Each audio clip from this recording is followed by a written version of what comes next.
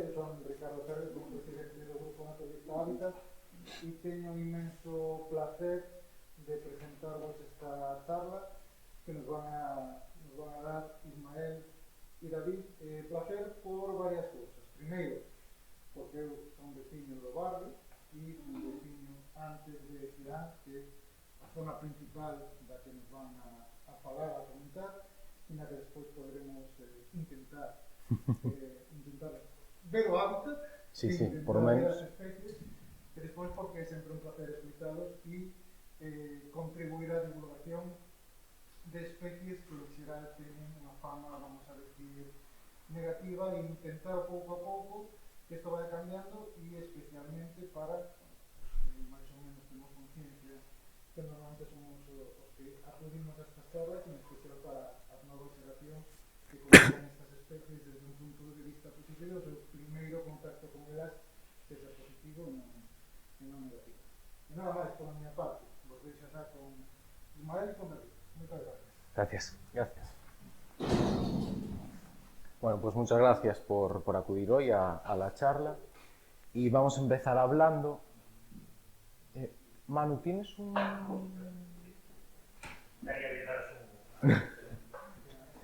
Bueno, también podíamos haberlo traído, ¿eh? Sí, la verdad que sí.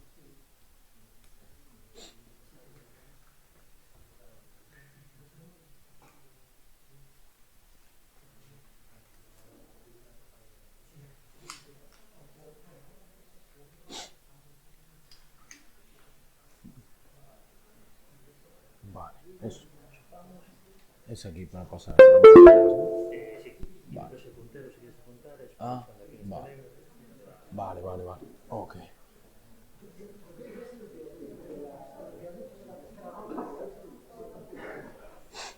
Ya va, ¿no? Vale. Bueno, pues como os decía, vamos a empezar hablando por lo más primitivo, lo más básico de todo, que es el miedo que causan estos animales a la gente en general y las causas de ese miedo. La razón científica, y en la que nos deberíamos de basar, serían las teorías que están aceptadas por la comunidad científica, y os voy a presentar un par de ellas que he encontrado y que tienen bastante sentido. Una de ellas sería nuestra coevolución con estos animales. Aquí podéis ver una tribu filipina, que son cazadores-recolectores, con una pitón reticulada de, creo que ponía 7 metros de longitud. Nuestros parientes homínidos hace muchos años consumían serpientes, igual que lo consumen los gorilas o los consumen los chimpancés a día de hoy, pero tenían que tener mucho cuidado de qué serpientes coger, porque había serpientes que eran venenosas y los podían matar, y otras, como estas de este tamaño, los podían comer. Esta es una de las teorías de unas relaciones entre depredador-presa que nos han hecho evolucionar y nos han hecho sentir un poco de aversión hacia estos animales. Otra de las teorías, en un trabajo de hace poco, es las señales aposemáticas. Las señales aposemáticas son señales de advertencia que tienen los animales para evitar ser comidos y para decirle, quieto, cuidado, que soy venenoso, o que te puedo morder, te puedo hacer daño o te puedo causar algún problema. Hicieron un estudio con niños y vieron que los dibujitos que tenían la cabeza triangular y este patrón, no por ser serpientes, por representar una serpiente, sino por este tipo de señales, causaban en los niños como un temor innato, un sentido de alarma para decir que les disgustaban este tipo de imágenes a favor de estas otras.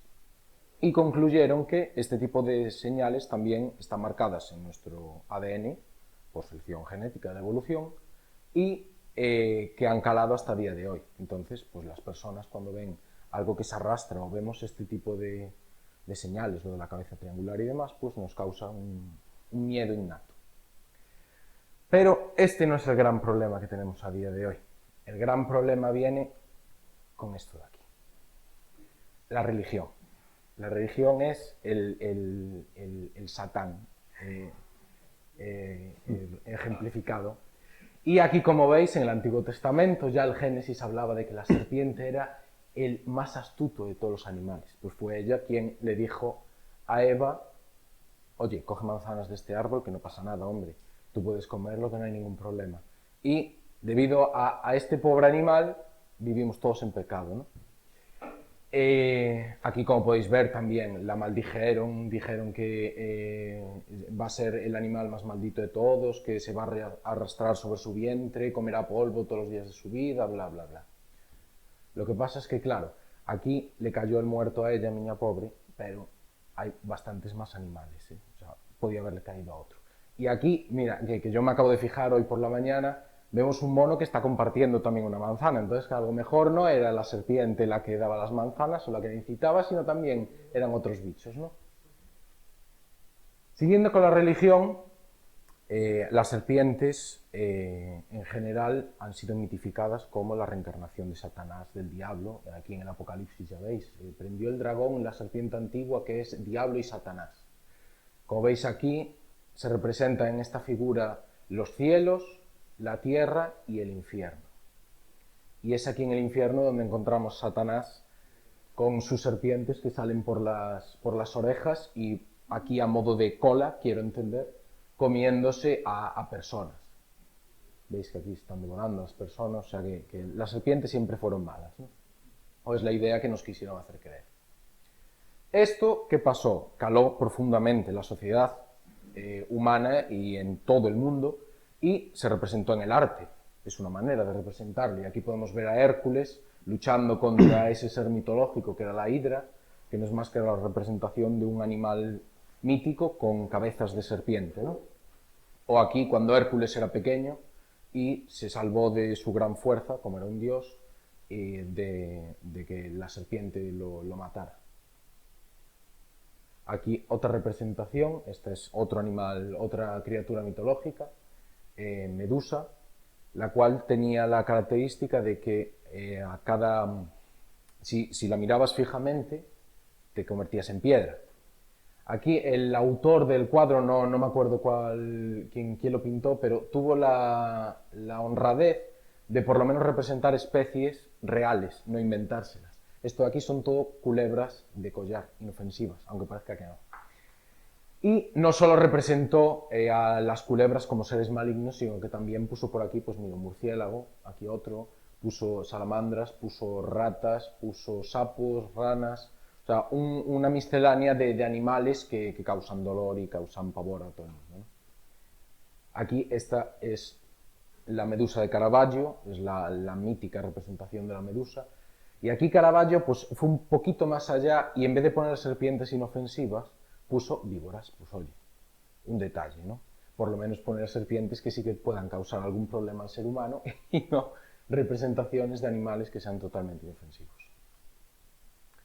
Todo esto ayudó a crear un grandísimo folclore popular que se ha ido transmitiendo a través de todas las sociedades del mundo, como ya os digo, y a los gallegos en concreto nos encanta. Se han creado poemas, como este de aquí, titulado Víbora, de Federico García Lorca. Se han creado cientos de refranes con alusiones a este tipo de animales. Si sale la culebra antes de abril, la nieve se vuelve a cubrir. Míticas canciones que todos conocemos, como Asaya de Carolina, con lagarto pintado, ¿no? Y representaciones de lugares o de bosques, de montes, de diferentes zonas, a Cova da Serpe, un lugar mítico que tiene leyenda propia, que muchos conoceréis, a Serpe o Pozo do Piago, do Castro do Torrillón, o sea, como veis hay muchísimos lugares aquí en Galicia representados, ¿no? Y lo que más me gusta de todo, y lo que estamos hartos de oír, son las frases célebres que tiene la gente, ¿no? Las serpientes saltan y te muerden. Saltan. A día de hoy a mí no me ha saltado ninguna. Los sapos escupen veneno. Hombre, segregarlo segregan, escupirlo de momento tampoco. Las ranas te orinan y te pueden dejar ciegos si te entras orina los ojos. No lo he comprobado yo tampoco, no he cogido una rana y la exprimí. Las salamandras escupen fuego y surgen de él. Esto puede tener una connotación cuando echaba los troncos para prender las hogueras y las pobres salamandras que estaban en medio de los troncos salían del fuego.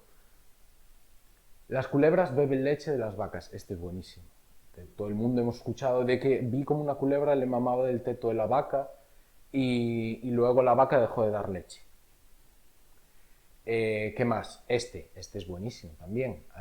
Las víboras soltas a Xunta e os ecologistas. La culpa siempre la lleva la gente que trata de defender a estos animales. Esta también, mítica. Tiran as cobras desde helicópteros. ¿Cuántos no hemos visto, no? Helicópteros de la Xunta lanzar serpientes? Y todo va con las nuevas tecnologías, hay que decirlo. Esta frase la escuché hace unos cuantos años de un hombre de aquí, en Coruña, en la zona de San Pedro, que dijo que había visto un dron soltando saquitos que llevaban serpientes de color negro y amarillo. Un dron. O sea, ya hemos dado un paso adelante. Y eso, y un larguísimo etcétera de frases que todos estamos hartos de escuchar, ¿no? Aquí, ¿veis? Hay que tener cuidado porque aquí estaba Feijóo lanzando las culebras y una se le reveló y mirar lo que puede pasar.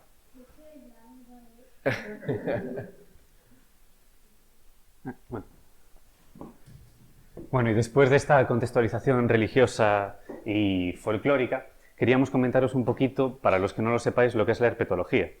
La herpetología es el estudio de los anfibios y los reptiles, y aunque estos dos grupos pertenezcan a clases zoológicas muy diferentes y muy distantes, tradicionalmente se han estudiado de forma conjunta. Probablemente pues porque estás buscando una serpiente, levantas un tronco y te aparece un sapito. Cuestión metodológica. Si hablamos de la herpetología en Galicia, aunque ha habido otros precedentes, cabe destacar la figura de Víctor López Seoane. Este naturalista, de origen ferrolano, licenciado en Medicina y Ciencias y procedente de una familia adinerada, se dedicó al estudio de la fauna y la flora de Galicia y del resto de España, y haciendo especial hincapié en la taxonomía. Ha contribuido significativamente a describir taxones que en la actualidad siguen vigentes o se han reconocido como especies. Por ejemplo, la subespecie de salamandra que tenemos en Galicia, el lagarto verdinegro e incluso la víbora cantábrica. Por sus aportes al conocimiento de la víbora cantábrica, la TASTE le reconoce el nombre de Vipera seoane y víbora de Seoane en su nombre. Bueno, en un marco más actual, aunque en Galicia estamos ahí en la esquinita apartados, tenemos una comunidad de herpetólogos bastante grande, tanto de profesionales del sector como de aficionados. Aquí os dejamos algunos nombres así de referencia que a muchos ya os sonarán, y por si queréis transmitirle cualquier duda o investigar un poquito su trabajo y aprender un poco más de los herpetos. En cuanto a asociaciones y organizaciones, a nivel estatal tenemos la Asociación Herpetológica Española, donde tienen un visor en la que podemos buscar las especies de anfibios y reptiles por cuadrículas o tener un poquito más información sobre ellas. Luego la Sociedad Galega de Historia Natural, que también tiene un atlas a nivel de Galicia sobre los herpetos que se va actualizando cada año. El Grupo Naturalista Hábitat, el Grupo GEAS y demás entidades. También instituciones, las 3 universidades gallegas, etc. Esta fotografía va un poco en honor a todos los colegas que se preocupan por la conservación de los anfibios y los reptiles. Es en las jornadas para la evaluación del estado de conservación que se realizaron en el 2019, en el que se intentaron actualizar las categorías y las figuras de protección de los reptiles y los anfibios, para luego poder protegerlos. Hablando un poquito, bueno, antes de hablar sobre las víboras y sobre el trabajo que estamos haciendo en FEANS, también queríamos poneros un poco en contexto de las especies que tenemos en Galicia y la particularidad de nuestra tierra. Y es que, bueno, sabéis que los anfibios y los reptiles son animales ectotermos y, por lo tanto, su distribución va a venir muy fuertemente condicionada por el clima. En Galicia tenemos 2 regiones biogeográficas muy bien marcadas, la eurosiberiana y la mediterránea. Esto hace que tengamos especies más de frío eurosiberianas y especies más térmicas, las mediterráneas, y eso hace que alberguemos mayor biodiversidad. También la posición geográfica de Galicia ha propiciado que a lo largo de tiempo y periodos geológicos determinadas especies quedaran aisladas y conservásemos endemismos desde hace mucho tiempo. También durante las glaciaciones y los periodos interglaciales que hubo en el Cuaternario, la península ibérica actuó como refugio climático.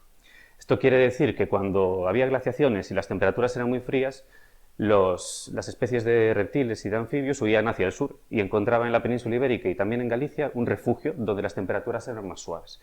Y en los periodos interglaciares, cuando las temperaturas subían y eran más altas, pasaba el fenómeno contrario.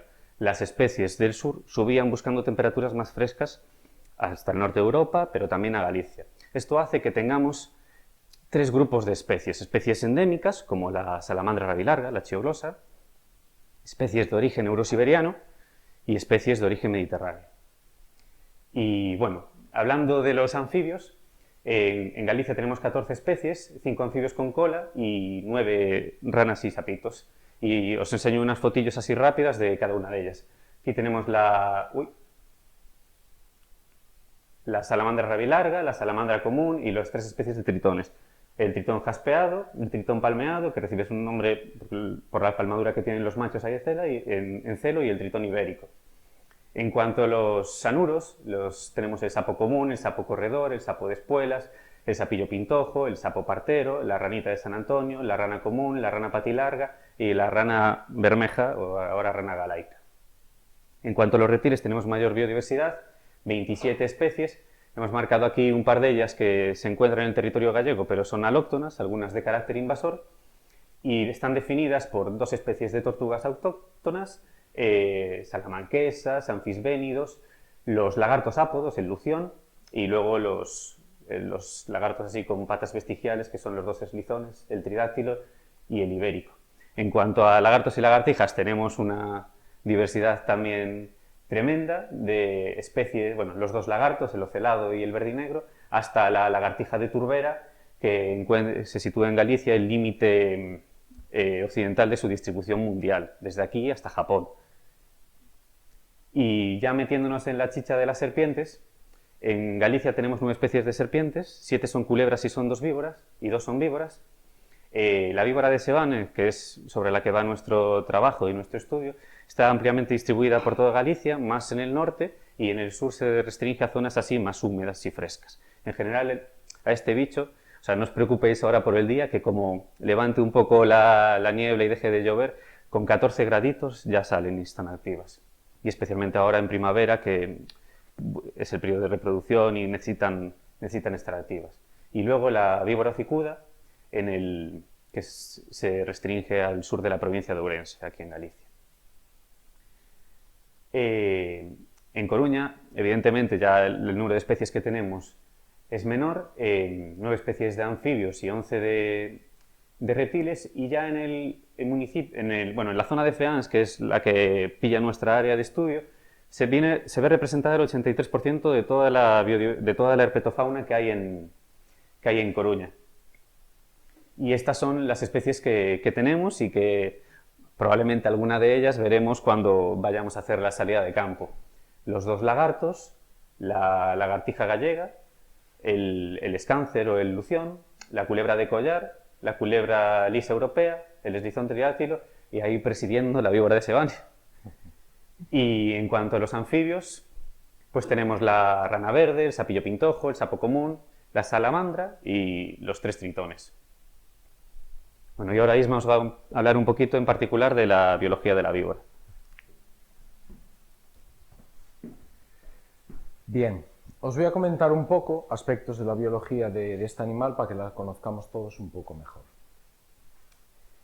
La víbora de Seoane es una serpiente que presenta un cuerpo pequeño, suele tener un cuerpo rechoncho, como más gordito, y robusto. Se ve que es un animal más robusto, no es tan estilizado como pueden ser otras culebras. La cola es corta y muy ancha. Aquí podéis ver las diferencias entre las hembras y los machos, donde la hembra tiene una cola más cortita y muy alargada, mientras que los machos presentan una cola mucho más larga, y aquí hay un abultamiento, veis que está la zona más engrosada, que es donde se encuentran los hemipenes de la víbora. Su cabeza es redondeada y plana, no presenta una protuberancia como por ejemplo la víbora hocicuda, y apenas levanta el hocico. Las escamas dorsales del cuerpo presentan una quilla central Si las vieseis desde más cerca, veríais que tiene como una pequeña línea en la parte del centro de las escamas. Y una característica que la diferencia de las culebras es que las escamas de la cabeza son muy pequeñitas, las escamas están muy fragmentadas y son pequeñas y muy numerosas. Como os decía, presentan un marcado dimorfismo sexual. Los machos y las hembras se suelen diferenciar muy bien. Los machos suelen ser mucho más contrastados, más coloridos, mientras que las hembras presentan tonos más apagados. El tamaño.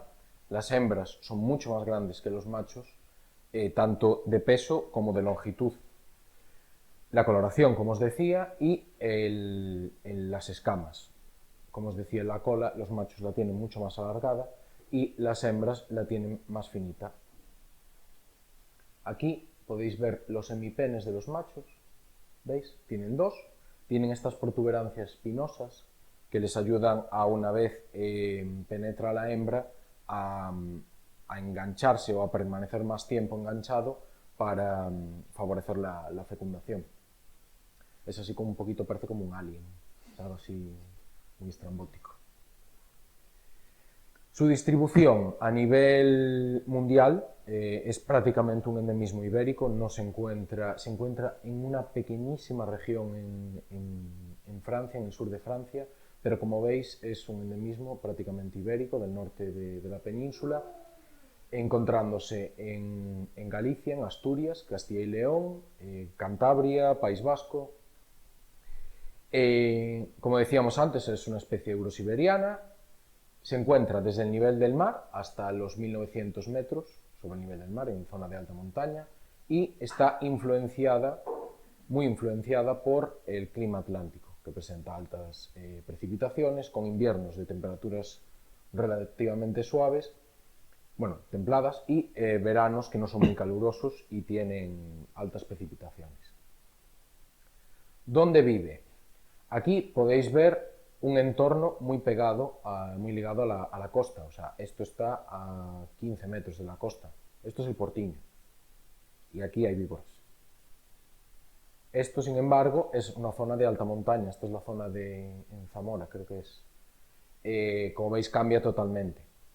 Se distribuye en zonas de prados y campos de cultivo, zonas agrícolas, zonas de matorral, de toxo, de brezales, zonas arbustivas, en zarzales y zonas con helechos, muros de piedra y linderos herbáceos, muros que se encuentran en campos de cultivo o que se encuentran en los linderos de los caminos, y en masas forestales abiertas, aunque suele ser más raro. ¿De qué se alimenta? Esto es muy significativo, pues hace nada acabamos de hacer un trabajo sobre la ecología trófica de esta especie a nivel ibérico, bueno, de toda su distribución, y lo que llama más la atención es que el 72%, englobando a todas las categorías de edad, desde juveniles, subadultos y adultos, el 72% de su alimentación se basa en micromamíferos, en topillos, musarañas y pequeños mamíferos. Luego, centrándonos dentro de las diferentes categorías, los subadultos y los adultos prácticamente solo se alimentan de micromamíferos. Su dieta basal son los micromamíferos, pequeños topillos y musarañas, como os digo. Y sin embargo, los juveniles, por temas de musculatura, temas de hueso, de forma craneal, como son mucho más pequeños, son incapaces de poder consumir micromamíferos, porque claro, es una presa muy voluminosa. Entonces se alimentan más de anfibios y sobre todo de reptiles. Aquí os ponemos unas imágenes de varios alimentos de esta especie. Esto es una lagartija de turbera, esto es una musaraña, otra musaraña, esto es una salamandra, que es raro encontrarse anfibios, un escáncer, bueno, parte de una cola de un escáncer, un pequeño topillo, aquí otros restos de una musaraña donde se ven las mandíbulas, e incluso devoran pequeñas crías de micromamífero, que esto indica que este animal, aparte de esperar a que una presa pase cerca de donde está y la muerda para consumirla, también busca activamente o da indicios de que busca activamente presas metiéndose en las galerías donde los micromamíferos crían y depredando en el nido de estos micromamíferos a sus crías. En cuanto a su actividad y reproducción, las víboras suelen pasar los meses de invierno inactivas, aunque en días soleados y se prolongan en el tiempo pueden salir y volver a entrar en una semi-hibernación en noviembre, diciembre, enero. Pero sin embargo en febrero, los primeros días ya soleados, aunque no haga buena temperatura, pero ya que salga un poco el sol, ya se pueden empezar a ver activos los machos de esta especie. Y luego a partir de cuando empiece la primavera hasta bien entrado ya el otoño es cuando desarrollan su ciclo vital. Como veis aquí, las cópulas suelen ocurrir entre abril y mayo, prolongándose a lo mejor hasta junio, en algunos ejemplares más tardíos, y los partos se suelen dar a finales de agosto, principios de septiembre, se pueden incluso prolongar hasta octubre, y rara vez, hay pocos casos documentados, pero rara vez pueden ocurrir una segunda cópula en los meses de finales de verano y principios de otoño. Aquí, como podéis ver, estos son hembras de víbora de Seoane, las cuales se abrieron y cada saquito que veis aquí es una víbora. Son animales ovovivíparos, es decir, no ponen huevos, sino que retienen a las crías en su interior y paren a las crías vivas. Aquí podéis ver, esta hembra tenía 7 crías en su interior. O sea, como veis, son animales bastante prolíficos. Aquí ahora quiero que me ayudéis vosotros también, porque uno de los métodos que tiene este animal para sobrevivir es su coloración críptica. Entonces, ¿sabríais decirme dónde están? En estas dos fotos hay víboras. ¿Sabríais decirme dónde están? ¿Las veis? ¿Alguno? Vale, es complicado. Como veis, esta zona, ellas se sitúan en zonas no expuestas del todo, sino que tengan diferente contraste para poder pasar desapercibidas. ¿Veis? Aquí hay una y aquí hay una pequeñita. Esto es una forma fácil de verla. O sea, esto para nosotros es un éxito, porque aquí somos capaces de detectarlas con relativa facilidad. El problema es esto. Aquí hay otra víbora. Aquí el que consiga decirme dónde está, lo ficho ya para venir con nosotros. Esta así es como normalmente las podemos encontrar, sobre todo en los meses de verano o cuando ya hace mucho calor y los animales no se encuentran tan expuestos. Aquí estaba una hembra grandota, un adulto, y se encontraba, como veis, entre toda esta maraña de vegetación. Es este tipo de coloración que cuentan y este tipo de patrón lo que les hace pasar desapercibidas. Si os fijáis, a ver, espera. Fijaros en el patrón que tienen y no recuerda a nada. No recuerda a lo mejor a la forma que tienen los helechos. Parecen las acículas que tienen los helechos, esa forma así tan estriada, se funde muy bien con zonas de sol, sombra, mientras están descansando y hacen que sean muy difíciles de ver, aunque parezca que no, son animales que cuesta verlos. Y ya os digo, sobre todo, esto es un éxito, porque aquí se les suele ver fácil, pero cuando se encuentran así es muy complicado. Bien, y ahora nos vamos a meter en el meollo del trabajo que estamos realizando aquí. Entonces David os va a hablar un poco acerca de nuestro estudio, de por qué empezamos a hacerlo y de lo que hemos encontrado. Gracias. A ver, bueno, Isma y yo éramos unos habituales de FEANS ya desde hace mucho tiempo. Y entonces, para aprovechar un poquito que es una una zona que dentro de Coruña pues tiene mucha biodiversidad, es relativamente fácil encontrar bichos y sobre todo víboras, pues decidimos aprovechar nuestras salidas para hacer un trabajo. Y el objetivo, o los dos objetivos fundamentales de nuestro trabajo es responder a cuántas víboras hay en esta zona de Feans, es decir, estimar el tamaño poblacional de la víbora de Seoane aquí en Feans y luego sacar una serie de parámetros poblacionales como tasas de supervivencia, mortalidad, estructura de sexos, etc. Y luego ver, nuestro otro objetivo sería más de cara a la morfología y ver si hay cambios morfológicos o variabilidad dentro de esa población, entre sexos, etc.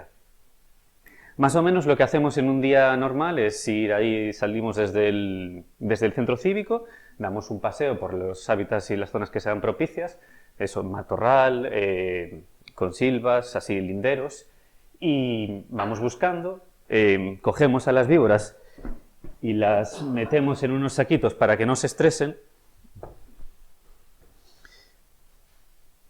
Bueno, le hicimos un dibujo súper chulo. Las bolsas están a la venta, ¿eh? 10 euros cada una y es vuestra.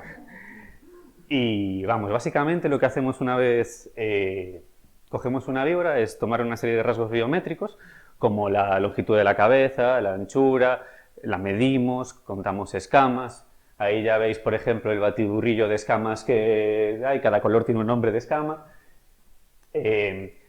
También geolocalizamos cada individuo. Esto luego también es interesante, ya no por temas del trabajo, sino por curiosidad, pues si cogemos un bicho ahí al lado del centro cívico y luego lo volvemos a recapturar, podemos saber cuánto se ha desplazado y ver si pues, se ha desplazado mucho o si permanece más o menos en la misma zona. También apuntamos datos sobre el microhábitat que selecciona la especie para termorregular o estar activa y luego extraemos muestras de tejido, veneno y heces. Lo del tejido va más orientado para luego tener la posibilidad de hacer una estima de la diversidad genética de la población. Y el veneno se lo extraemos para un colega del CIBIO que está estudiando composición de venenos.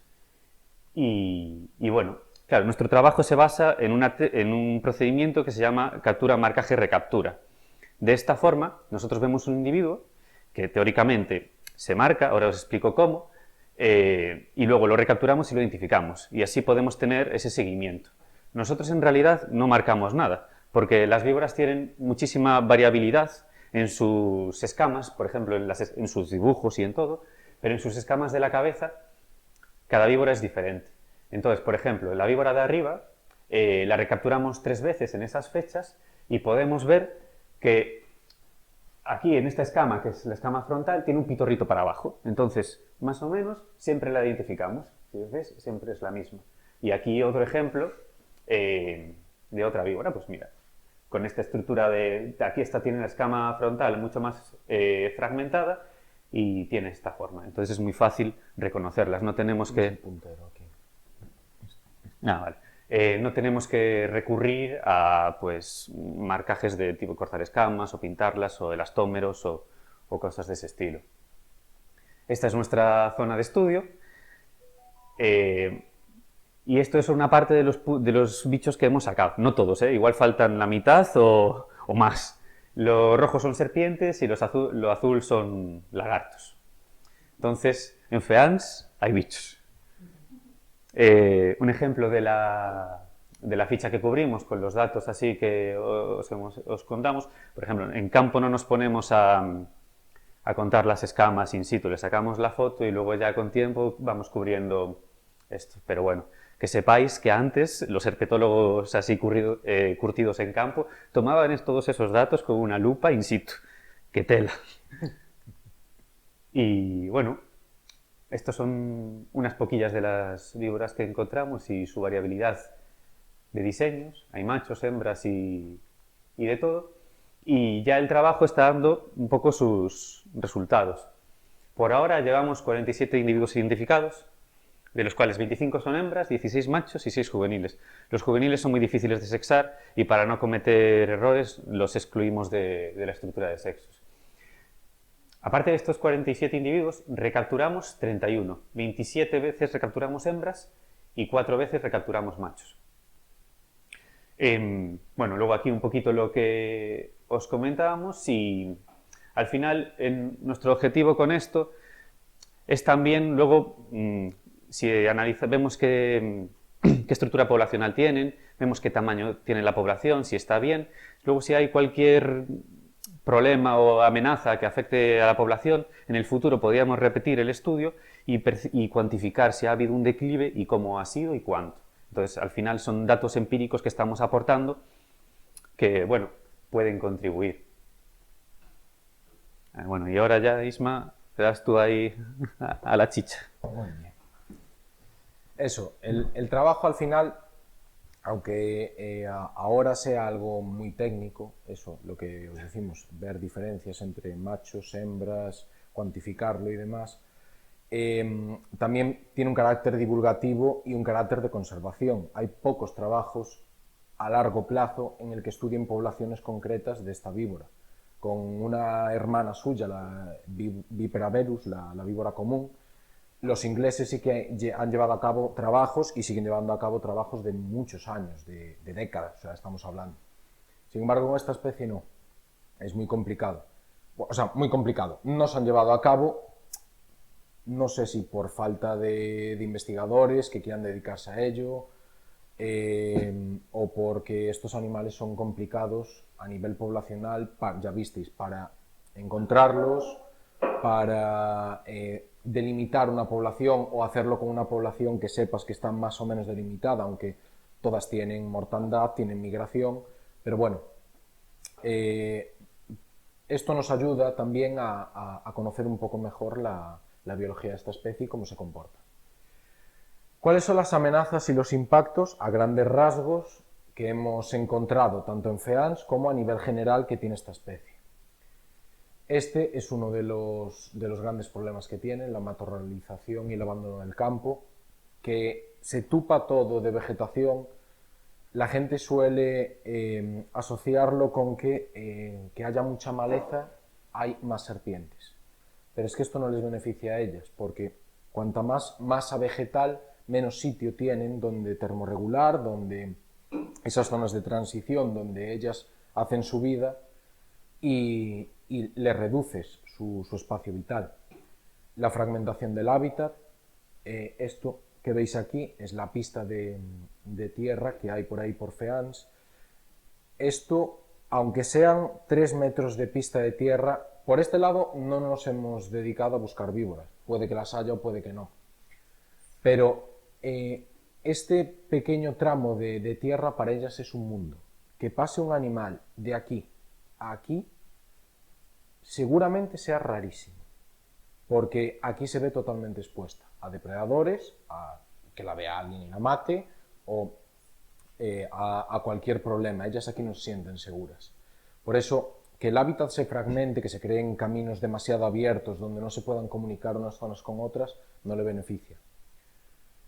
Monocultivos de eucalipto y flora exótica invasora. Aquí vemos cortaderia, aquí vemos plantaciones de eucalipto, son desiertos.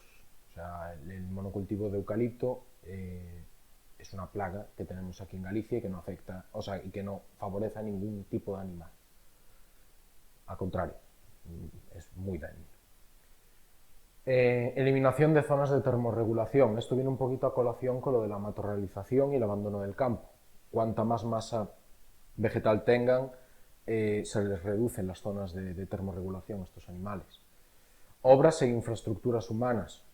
La eliminación de vegetación y de hábitats para crear pues, asfalto o edificios o cosas así. Residuos orgánicos e inorgánicos, que bueno, es un impacto, aunque creamos que no, pues bueno, ahí está. El cambio climático, aunque no haya pruebas o estudios que lo puedan demostrar como tal, sí que sabemos que hay un cambio climático global y que nos va a afectar a todas las especies animales y vegetales. Los gatos silvestrados suponen una gran amenaza no solo para las víboras, sino para todos los animales, porque son unos cazadores natos y matan millones de animales al año. La eliminación directa por el ser humano, como ya estuvimos viendo, son animales que no crean sensación y lo normal es que cuando una persona ve a una, pues le mete un palazo y se acabó el problema. Y los atropellos, aunque en menor medida, los animales, sobre todo los machos que se desplazan a la hora de reproducirse, sí que puede haber alguno que cruce una carretera y muera. Pero, aparte de todo esto, tienen aquí uno de sus grandes enemigos: el sensacionalismo, que a la gente le encanta, a los periódicos le encantan, a las televisiones les encantan, y con estos animales más. La noticia de hace unos años de un niño que le habían mordido aquí en el colegio FEANS, esta causó furor, o sea, fue la leche. Porque esto empezó en La Voz de Galicia, pero también trascendió a Antena 3 Noticias, donde un niño de 10 años fue mordido por una víbora mientras jugaba en el colegio de La Coruña. Y esta víbora de aquí es un poco rara. Pero bueno, oye. Pero no acaba ahí el asunto, porque podemos decir, oye, pues identificar una víbora con una culebra, oye, pues es más complicado. Pero ¿qué va? Aquí en Radio Intereconomía son unos fieras, ¿eh? Y nos han puesto una mamba negra. Porque si anda que no será difícil teclear en Google, ¿no? Víbora, aunque no sea la especie de aquí, pero aunque... Pues no, nos ponen una mamba negra, que eso ya es, vamos, la hecatombe. Luego, esta noticia. Capturan una víbora que rondaba cerca de una zona infantil, aquí también, en Estación FEANS.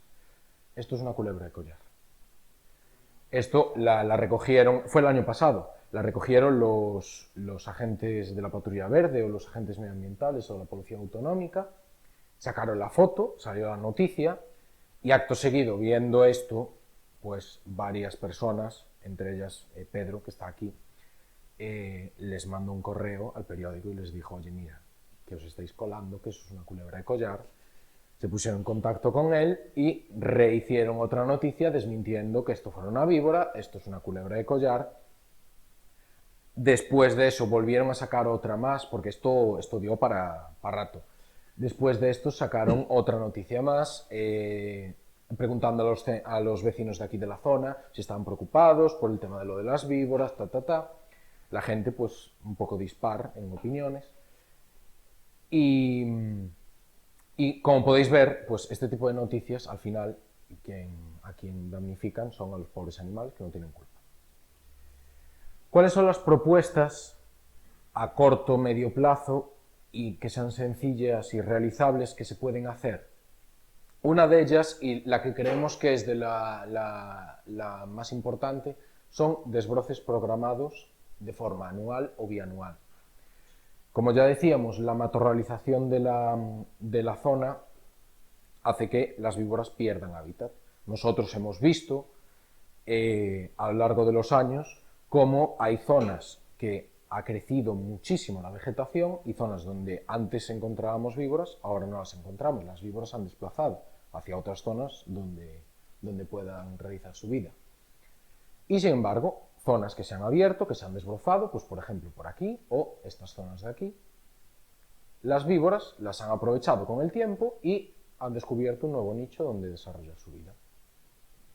Eliminación de flora exótica y de residuos, aunque FEANS no haya muchos residuos como tal, sí que tenemos una invasión de plumacho. Y en zonas dejadas así un poco al aire, pues esto es una plaga. Aunque hemos visto víboras que se encontraban en zonas así donde se encontraba la cortadera y el plumacho de la pampa, no es su hábitat natural y esto perjudica más que beneficia.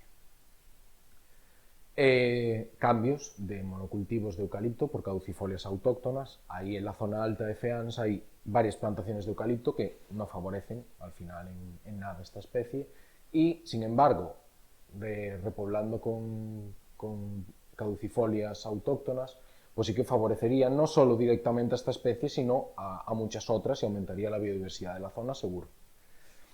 Restauración del hábitat, pues un poco lo que venimos hablando.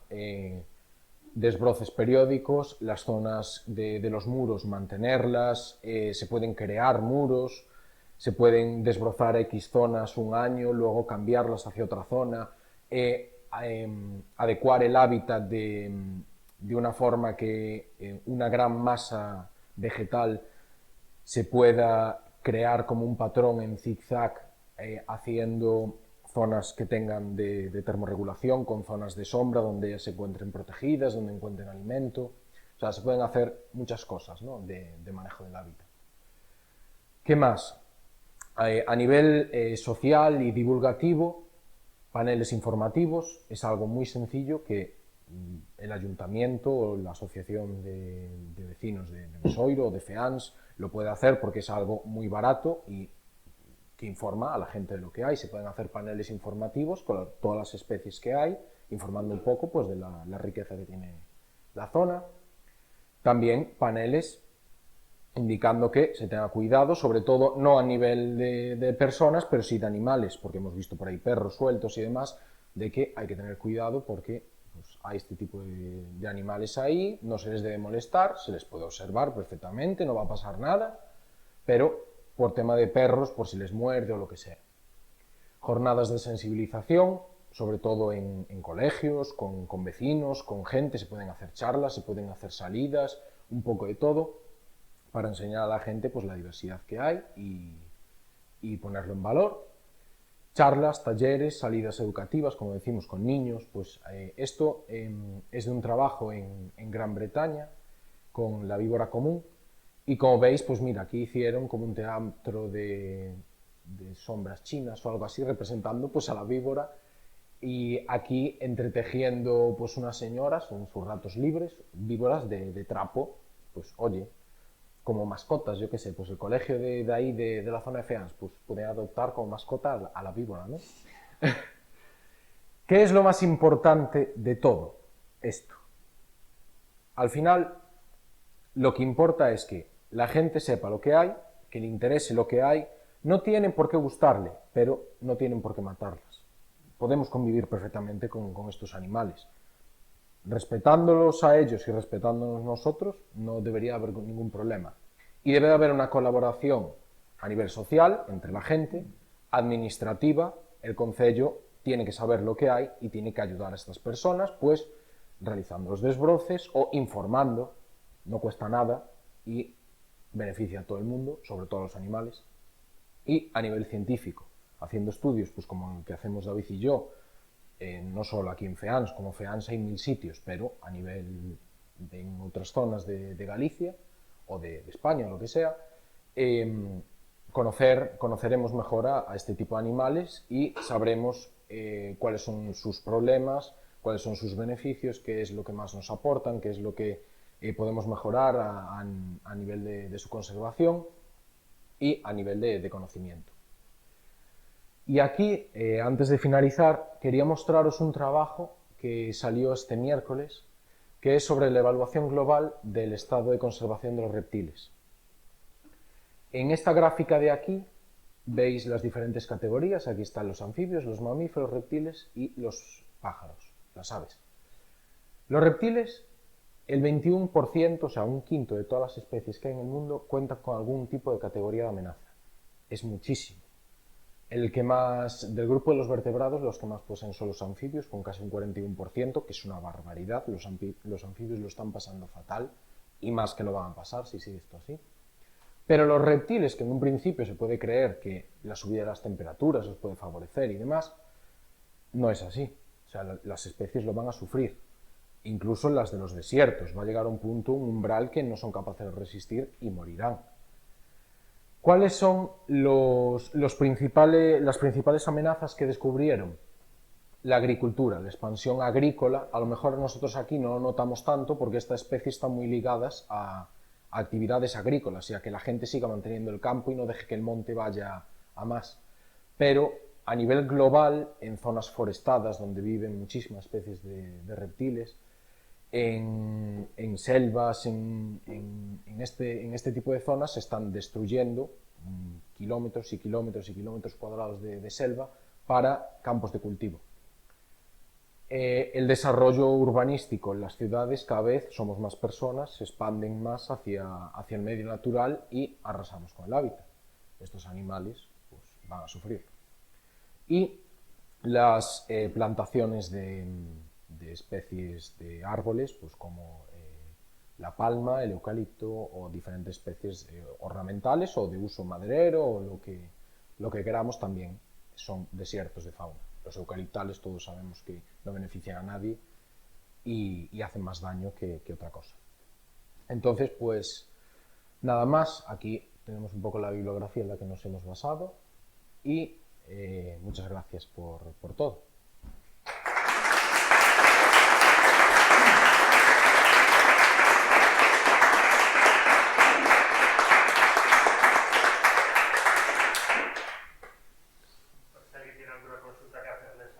Sí, preguntas, comentarios, todo lo que queráis, dudas, lo que sea. Dime. ¿Cuál es la serpiente más grande de Galicia? La más grande de Galicia, pues la culebra bastarda, supongo. ¿No? Sí, yo creo que es la culebra bastarda. Sí, ponle ahí la foto, dale para atrás para que vea la diapositiva de donde están las serpientes. Ah. Vale.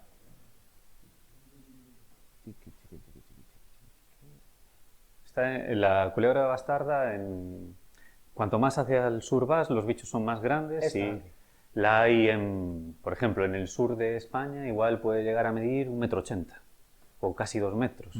Hay individuos muy grandes. Sí, son animales grandes y son potentes. Esta especie es súper chula porque ve muy bien y parece un periscopio muchas veces para ver cómo está la zona, si ve algún movimiento para algún ratoncillo o algo, o algún lagarto tal para depredar. Se levanta así con un periscopio y se desplaza rapidísimo, es un animal súper rápido. Es muy interesante este animal. Y de hecho, a esta especie el cambio climático sí que la ha favorecido y cada vez tira más hacia el norte. De pasar de encontrarse en Pontevedra y en Ourense bien distribuida, ahora ya se le encuentra por el sur, bueno, en Coruña se encontraba en el sur de la provincia de Coruña, en Lugo también, pero cada vez tiende más a subir un poco más al norte, debido a la subida de las temperaturas y al cambio climático. Y depreda sobre otras serpientes también, incluidas las víboras. Esta es la killer de las serpientes aquí en la península. Esto come de todo. Dime.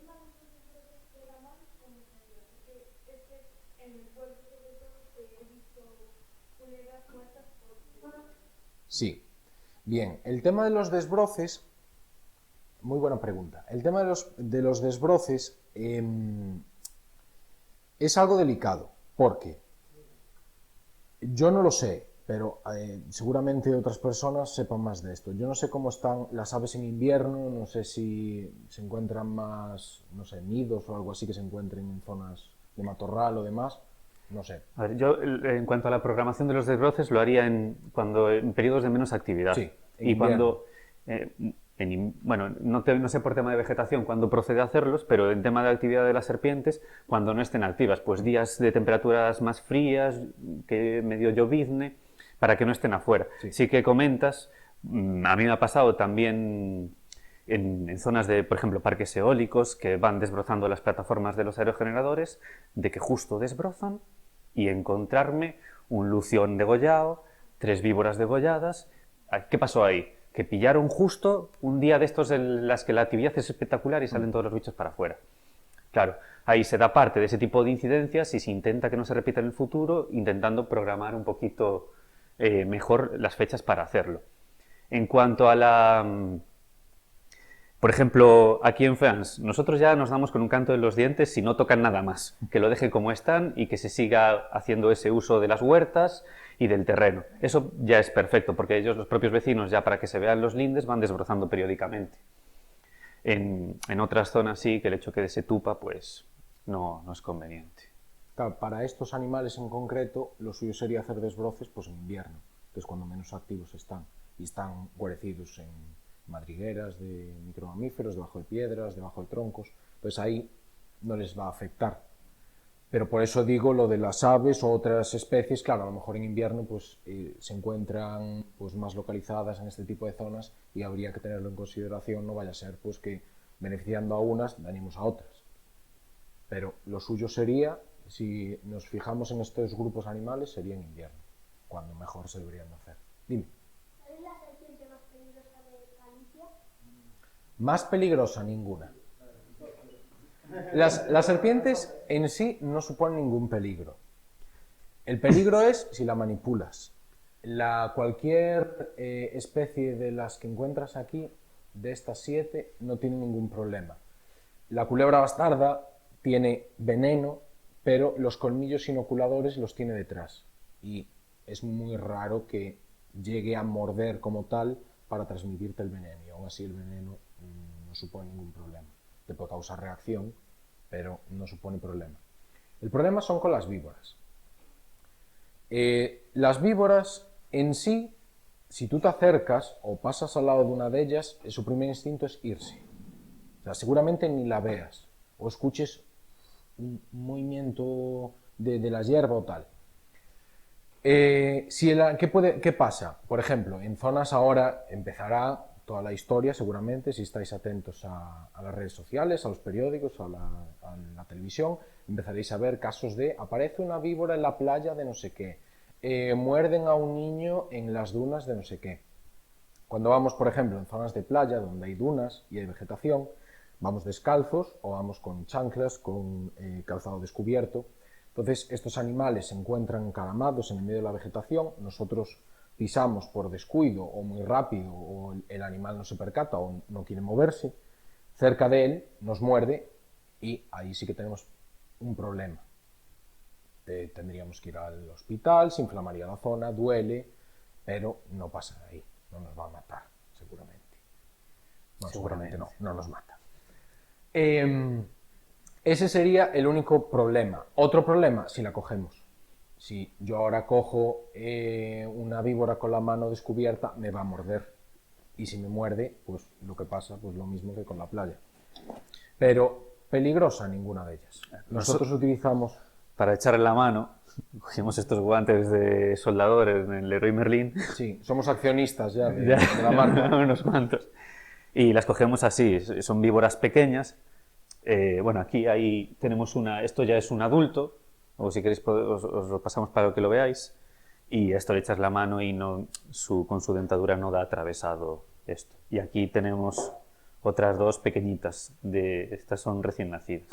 Entonces así con esto las cogemos, las metemos en las bolsitas y luego ya cogemos los datos. Dime. Sí, volviendo a lo de los desbroces, sí que yo creo que es una pérdida de biodiversidad terrible, lo de los desbroces que se hacen en las vías, y yo creo que el problema es cuando se hace, porque normalmente, la ley de incendios establece que toda la red viaria municipal, que son las, entre comillas, vías secundarias, que son de los concellos, la ley de incendios obliga en primavera, antes del 15 de mayo, a tenerlas gestionadas, el dominio público, en ambos lados, claro. Entonces, al mismo tiempo, claro, es cuando la vegetación explota, claro, es cuando la vegetación, que si lluvia, sol, y esas especies típicas de las cunetas se disparan. Entonces, claro, hay un componente, primero, la ley de incendios obliga, que en este caso transversalmente va en contra de la conservación, de la biodiversidad, y luego está el tema del componente de seguridad vial, claro. Es decir, es difícil argumentar que no se pueden desbrozar las pistas por preservar qué época de cría de los pájaros es la primavera, la época de actividad de los reptiles es la primavera. Es que por eso es complicado. Contra la seguridad vial, claro, que la circulación a veces oculta visibilidad, señales o lo que sea. Por criterios de seguridad vial puede favorecer un accidente. Entonces es difícil... No, claro, es que ese es el problema que tienen. A ver, al final tú lo haces con la mejor intención, o sea, no veo yo a los operarios diciendo voy a ver a cuántas masacro. No, es que estas vías se desbrozan mecánicamente. Claro. Es un tractor con una desbrozadora, sí. articulado lateral que va avanzando y le va dando caña. Se va rapando absolutamente todo, claro. Eso está sujeto a una planificación, no puede decir, bueno, hoy hace más tiempo, hoy sí que vamos a avanzar 1 kilómetro. Claro. Es decir, no, lo tienen que empezar a ir. Sí, no, por eso, o sea, es que lo de los desbroces es complicado. Lo único, de noche se podrían hacer, pero claro, ahí ya nos metemos con que hay que contratar gente para que lo haga de noche. Bueno, es que eso ya, pero bueno, al final es... nidificación de las aves y todo eso, que en primavera es la peor fecha para hacer ese tipo de... Es muy complicado, a gusto de todos no va a llover, entonces tratarlo de hacer, pues yo qué sé, con el menor impacto posible. O sea, al final, la maquinaria pesada, pues lo que dices tú, yo en las autopistas los tengo visto, que ves el tractor, va caminando y tiene un pedazo de brazo que arrasa con todo. Claro, a lo mejor de una forma más mecánica, pero a nivel de operarios, pues sí que puede bajar el impacto, no lo sé. Es muy complicado. Claro, es que es muy complicado. Claro, es que es imposible, es imposible, es imposible, es imposible. Es un problema. Dime. Con lo de las nervaduras, ¿os han movido alguna cuando manipulasteis alguna vez? Y el protocolo que vosotros creéis mejor, de los auxilios para llegar los secundarios sobre vosotros. Morder nunca nos mordieron. Ya las cogemos con guante, o sea, tomamos precauciones. Un día tuvimos un pequeño susto, pero fue un pequeño susto y no pasó nada. Fue al extraerle veneno, que es el momento más delicado, porque nosotros posicionamos al animal encima de una bandeja de plástico, una superficie algo más dura y estable. Le colocamos, normalmente utilizamos un calibre o la regla o algo así, algo para bloquearle la cabeza para que no se pueda girar, y la agarramos con la mano. No tiene fuerza el animal como para retorcerse y hacernos nada. ¿Qué pasa? Al morder el tubo donde recogemos el veneno, yo tenía el dedo un poco adelantado y al sacarlo el animal abrió y cerró la boca muy rápidamente y noté el pinchazo. No pasó nada. O sea, no, fue un pinchazo Pero que pudo vamos, pasar. Claro, o sea, fue como un roce. Claro, en ese momento te quedas, ostras, nada. Estuvimos pendientes de si empezaba a notar algo, no pasó nada. O sea, el animal estaba recién mordido y dejó el veneno dentro del tubo, pero, oye, pues hay que tener precaución. Nosotros tomamos todas las precauciones que podemos y tratamos de manipularlas lo justo y lo necesario, sobre todo con el animal suelto. Vais a ver después, si encontramos ahí alguna, nosotros tenemos unos tubos transparentes donde una vez le extraemos el veneno, metemos ahí la cabeza del animal y la mitad del cuerpo y ahí el animal está tranquilo, no es capaz de mordernos y nosotros podemos manipularla, medirla, contarle las escamas, sacarle fotos sin ningún problema. Y en tema de protocolo, eso... Sí, Sí. y buscas asistencia hospitalaria, vas al hospital, más o menos te fijas dónde te ha mordido, sigues un control de la zona para luego poder indicarle al facultativo. Si ves que tienes anillos, relojes o algo en la zona, yo me quitaría los anillos porque luego se te inflama mucho la zona y puede ser un problema. No sé si quieres comentar tú algo, Pedro. Sí, perdón. Pedro ya es experto en estos temas.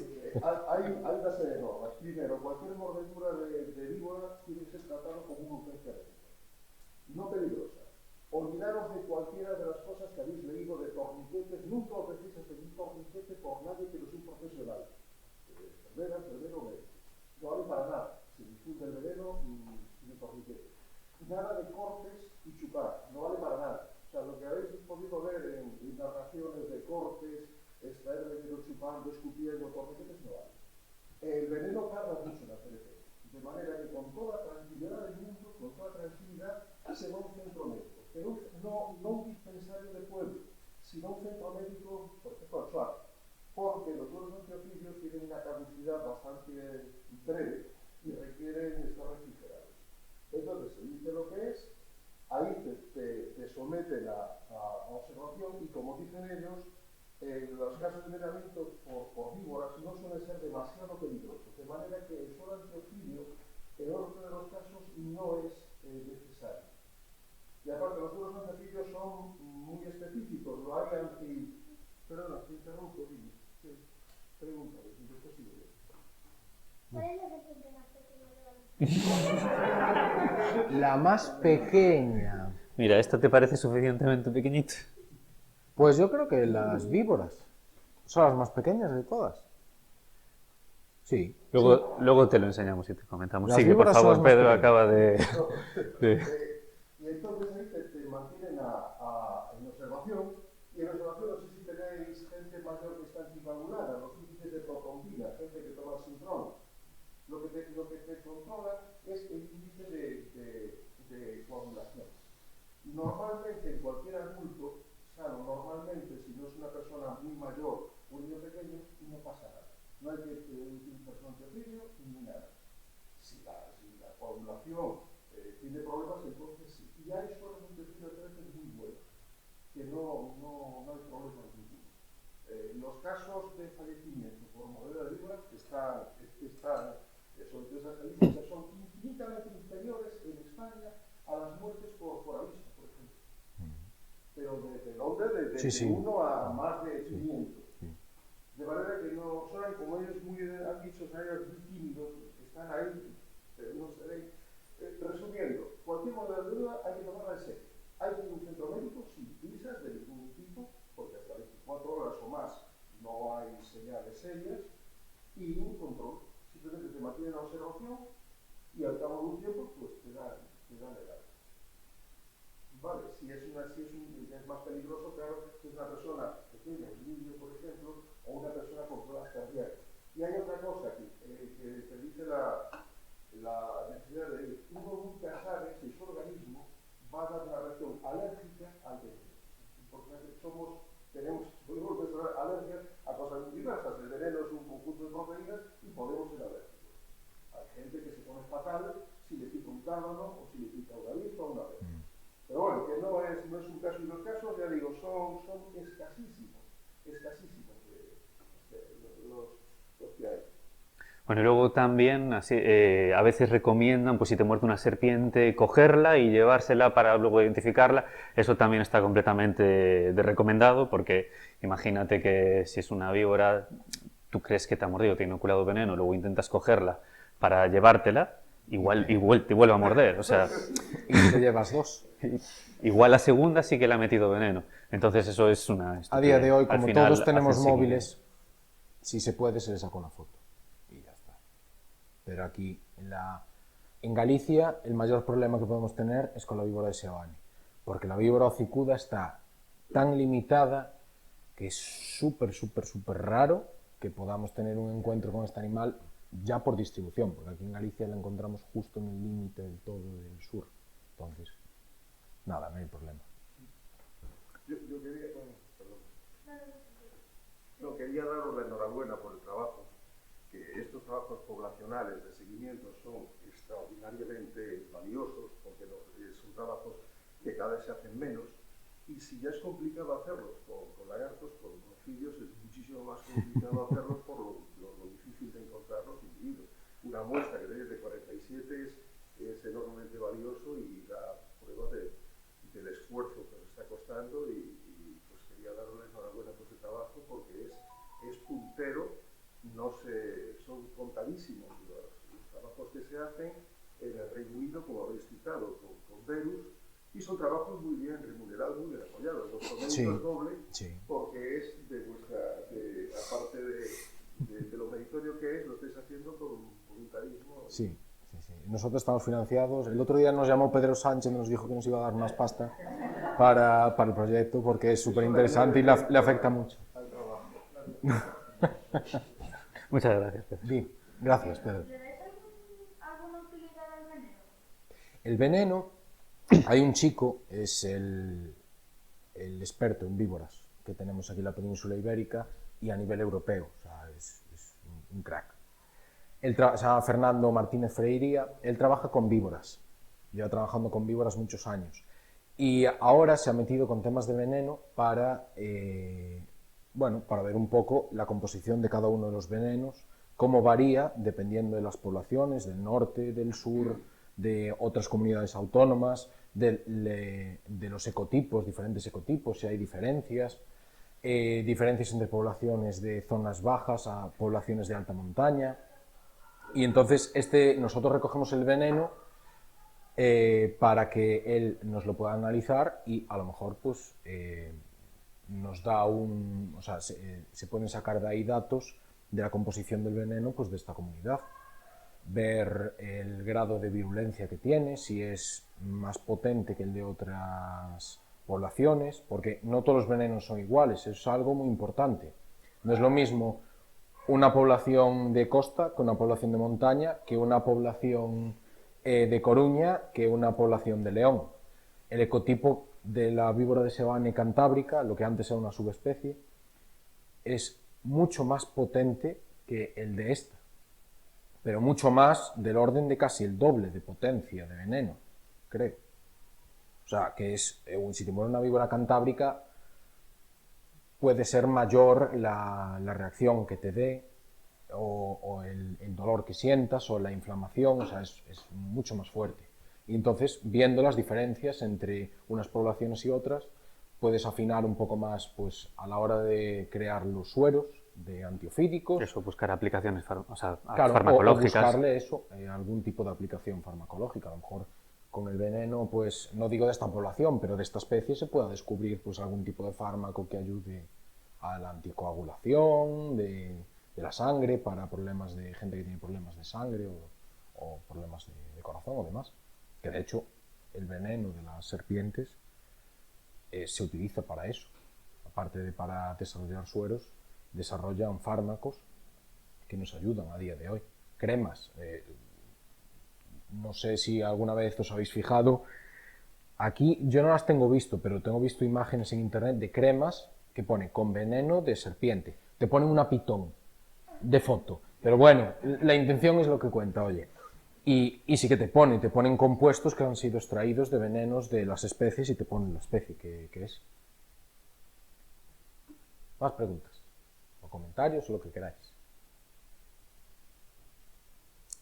Bueno, pues a ver, aquí tenemos eso lo que os comentaba. Si queréis luego pasar a verlos, tenemos dos ejemplares juveniles, uno de víbora de Sebane, para que veáis lo pequeñitos que pueden ser, y uno de víbora hocicuda. Este no es de Galicia, sino es de Andújar, y lo encontramos así muertos. Y luego otro de adulto, que espero a ver si vemos, pero bueno, para que le tengáis una idea de cómo es en físico. Y bueno, eso. Ya muchas gracias por asistir y a ver qué pasa ahora en campo.